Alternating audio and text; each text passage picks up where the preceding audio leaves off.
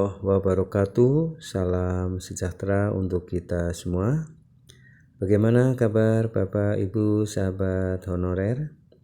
Tentu saja mudah-mudahan dalam keadaan sehat walafiat dan tetap semangat ya di dalam mengabdi, menjalankan tugas pengabdian sebagai tenaga honorer di instansi manapun. Semuanya ikhlas ya, karena semua akan berharap ya akan mendapatkan hasil yang terbaik.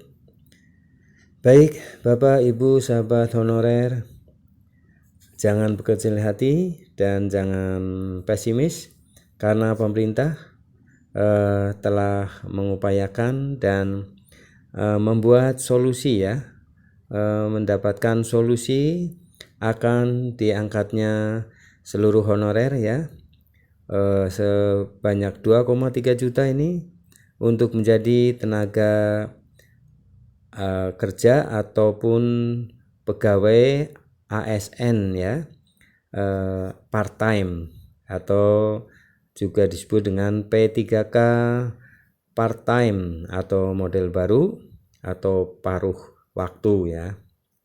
Nah, untuk mendapatkan kesempatan untuk diangkat menjadi ASN part time ini, tentu saja ada persyaratan dan kriteria yang harus ditempuh oleh Bapak Ibu sahabat honorer ya.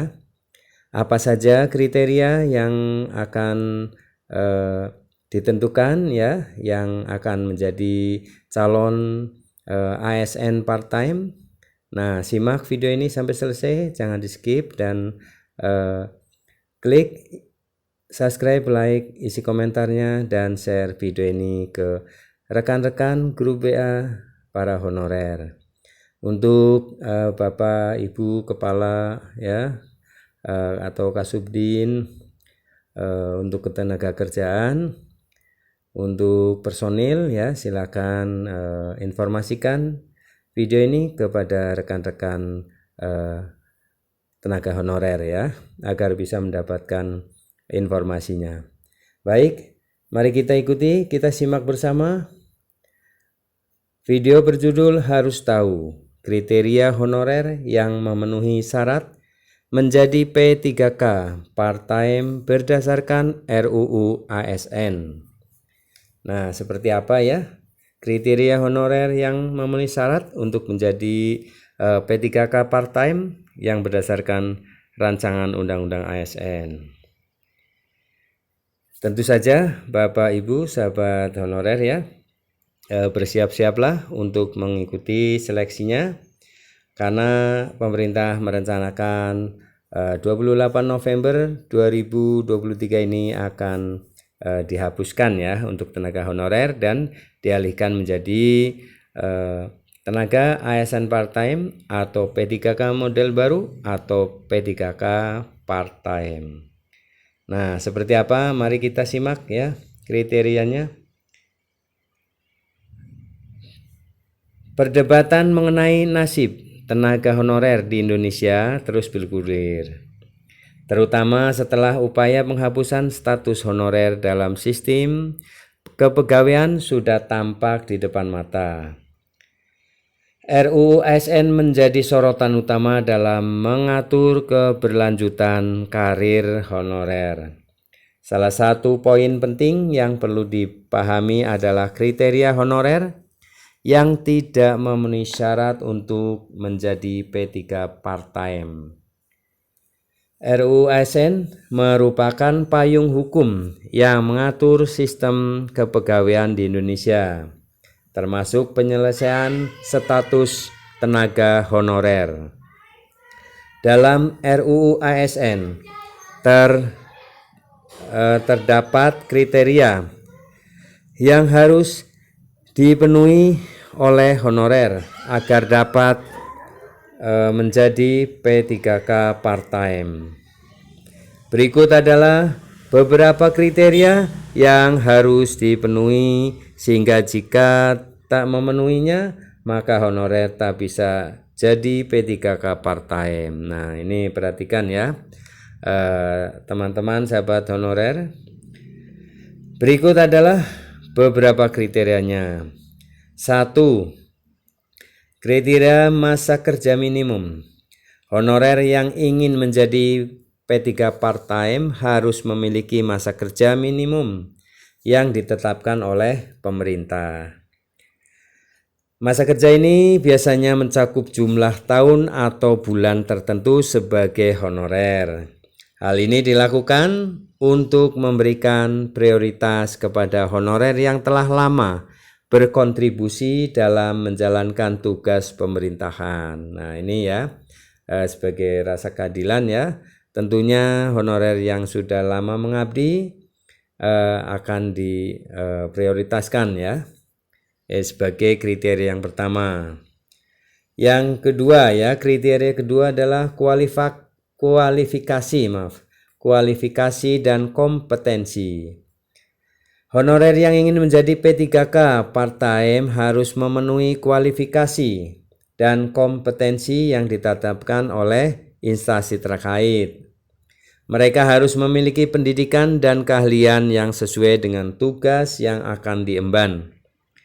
Kualifikasi dan kompetensi ini bertujuan untuk memastikan bahwa P3 part-time memiliki kemampuan yang memadai untuk menjalankan tugasnya. Nah, itu ya kriteria kedua ya, mempunyai kompetensi. Kriteria yang ketiga, lulus seleksi. Nah, honorer yang ingin menjadi P3 part-time harus melewati proses seleksi yang telah ditentukan oleh pemerintah. Seleksi ini dilakukan untuk menilai kemampuan dan potensi calon P3K part-time dalam menjalankan tugas pemerintahan. Mereka harus lulus dalam seleksi yang meliputi tes tertulis, tes keterampilan, dan wawancara.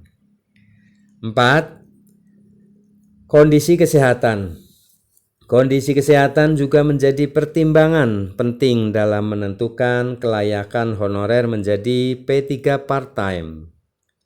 Mereka harus memenuhi persyaratan kesehatan yang ditetapkan oleh instansi terkait. Hal ini dilakukan untuk memastikan bahwa calon P3K part-time memiliki kesehatan yang memadai untuk menjalankan tugas pemerintahan dengan baik. 5. Rekomendasi atasan. Nah, ini ya, yang kelima adalah harus ada rekomendasi atasan. Honorer yang ingin menjadi P3K part-time harus mendapatkan rekomendasi dari atasan mereka di instansi pemerintah tempat mereka bekerja.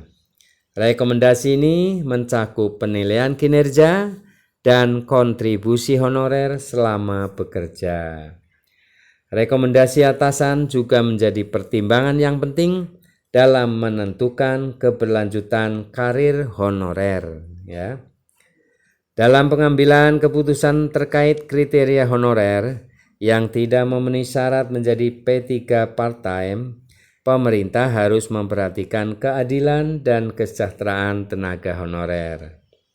Keputusan tersebut haruslah didasarkan pada pertimbangan objektivitas ya, objektif dan transparan untuk menghindari diskriminasi atau penyalahgunaan kekuasaan. Dalam hal ini, honorer yang tidak memenuhi kriteria untuk menjadi P3 part-time tidak harus putus asa ya. Jangan putus asa walaupun tidak memenuhi kriteria atau tidak menjadi P3 part-time.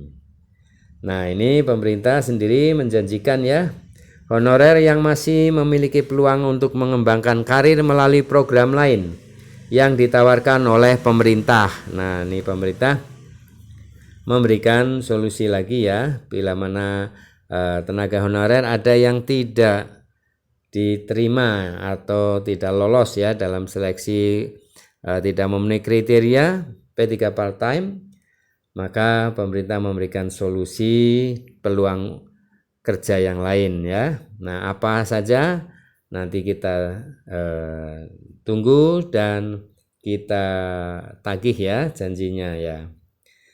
Nah, seperti pelatihan, keterampilan atau program pengembangan karir lainnya. Nah, ini contohnya ya.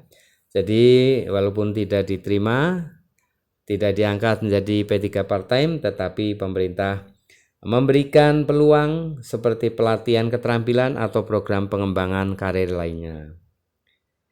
Kriteria honorer yang tidak memenuhi syarat untuk menjadi P3 part-time telah ditetapkan berdasarkan Undang-Undang ASN. Pemerintah harus tetap memperhatikan keadilan dan kesejahteraan tenaga honorer Indonesia ya. Demikian ya Bapak Ibu sahabat honorer, ada 5 kriteria ya yang harus dipenuhi oleh teman-teman sahabat honorer agar bisa diangkat menjadi ASN part-time atau P3K model baru atau P3K part-time atau paruh waktu ya. Untuk mengenai golongan yang bisa masuk untuk mengikuti seleksi P3 part-time sudah diupload di channel ini ya, channel Raino Berbagi, channel Up to Date Mas Guru juga di upload. Nah, demikian Bapak Ibu sahabat honorer, informasi mengenai 5 kriteria ya untuk syarat menjadi P3 part-time. Semoga Bapak Ibu sahabat honorer semuanya termasuk memenuhi syarat ini dan semoga bisa lolos dan diangkat menjadi P3K part-time atau ASN part-time. Baik, semoga ini bermanfaat dan jangan lupa ya subscribe, like, isi komentarnya dan share video ini ke grup-grup WA rekan-rekan lainnya agar mendapatkan informasi yang bermanfaat. Terima kasih. Sampai jumpa kembali di video-video selanjutnya dan info-info yang bermanfaat. Assalamualaikum warahmatullahi wabarakatuh.